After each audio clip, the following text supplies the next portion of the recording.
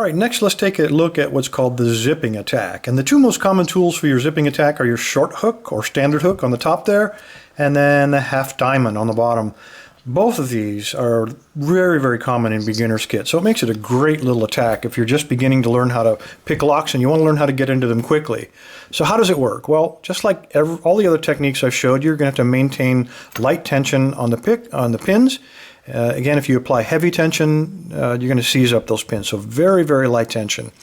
We're going to begin with the short hook. I'm going to slide them in, angle them up slightly towards the pins, and push up against them, and then drag out kind of slowly. And when I do that, you're going to hear that characteristic zipping sound, hence the name zipping. So let me slide it in there, point it up, apply light tension, and then pull it out. Now, you'll notice when I pulled out, I did not release the tension. Hold on to your tension, because this usually takes several attempts to rake them to the shear line. We're only dealing with one peak on this hook. So the odds are not good on getting it on the first try, but if you maintain the tension, you don't have to get it on the first try. You can get it on the fourth or fifth attempt, and an open's an open. They all count. All right, that's how you do it with the short hook. It's a little bit easier with the diamond, because the diamond you don't have to worry about angling. It's got that correct angle already built into the pick itself. So again, let's try it.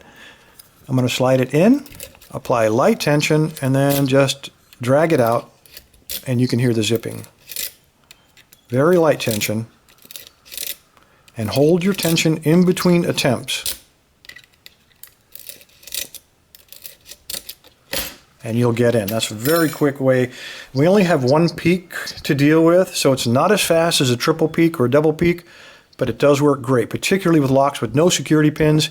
And of course, the lower the number of pins, the better your chance. So these are great attacks for 4-pin locks like the master lock. Good luck, guys.